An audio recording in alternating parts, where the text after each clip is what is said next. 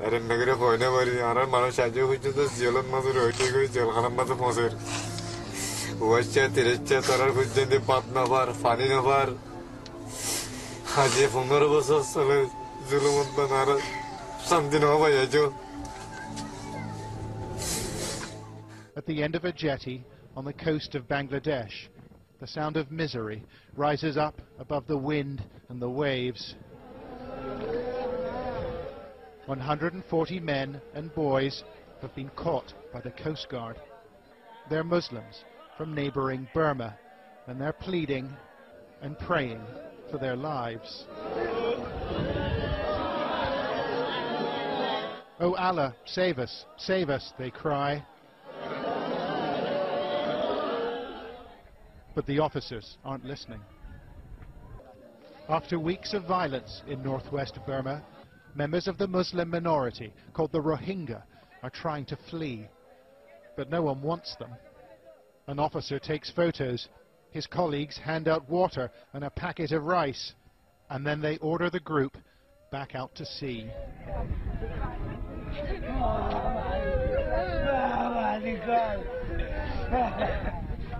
Their boats are leaking and they're badly overloaded. But it's not the voyage these men fear most. It's returning to Burma.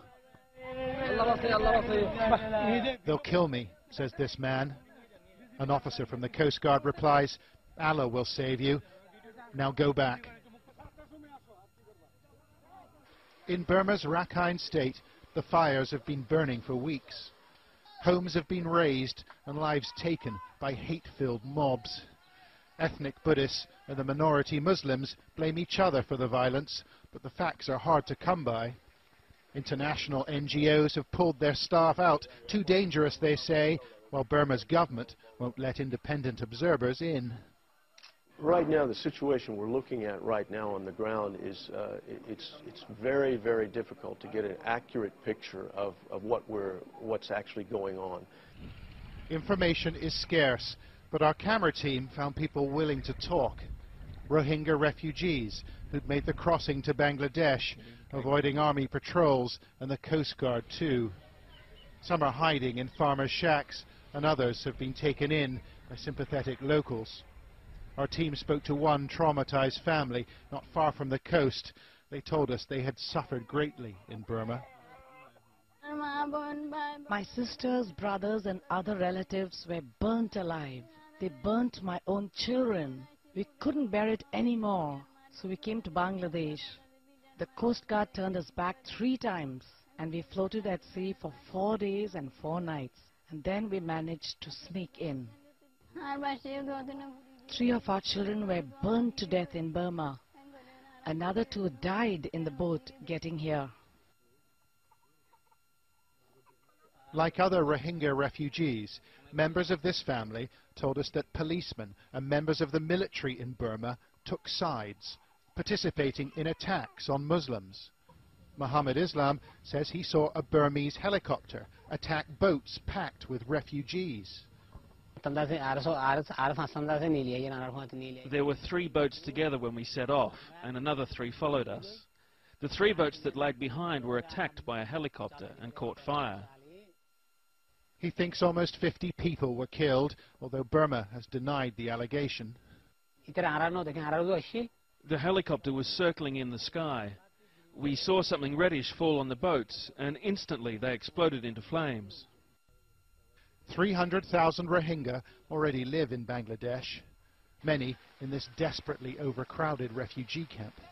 And the government here says it won't take any more. The Rohingya are Burma's problem. But some have made it through, like these famished refugees eating rice on the floor of our team's hotel room. Everyone wants to take shelter in Bangladesh, but they can't get in. The police are everywhere. Mr. Shakur painted a distressing picture of his hometown, of residents and neighbours consumed by hate and bloodlust. They slashed our children. They put a sharp sword on the ground. They held infants above the sword and let the infants fall on it. They killed the babies that way. Did you see this happen? We asked him. Yes, I did. I saw it with my own eyes. They are shocking allegations, but is anyone prepared to listen? Burma's opposition leader, Aung San Suu Kyi, was feted in Europe for her stand against the country's military leaders, but she chose not to speak up for the Rohingya last week. She said she didn't know whether they were Burmese. We don't know what happened to the men and the boys we filmed on the jetty in the Bangladeshi town of Teknaf. A local contact said 5 of the boats pushed back into the sea had disappeared by the next morning, but like much of the testimony we've heard, we've been unable to verify it. It's a catastrophe for a little-known group of people that nobody seems to want. Only dialogue and generosity and human decency will prevent further loss of life.